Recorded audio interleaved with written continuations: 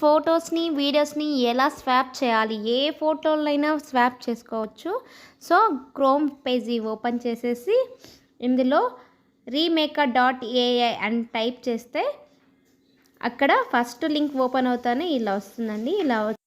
ఇలా ఓపెన్ అవుతానే multiple faces, swap faces అని ఇలా వస్తుంది.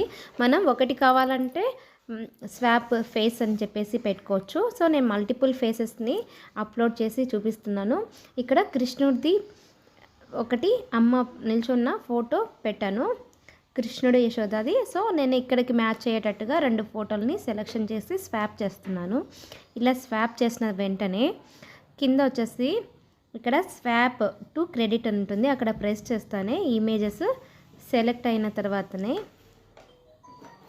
ఓపెన్ అవుతుంది. ఓపెన్ అయిన తర్వాత అక్కడ ఇమేజ్ని సేవ్ చేసి తర్వాత డౌన్లోడ్ చేసుకోవచ్చు. Thank you.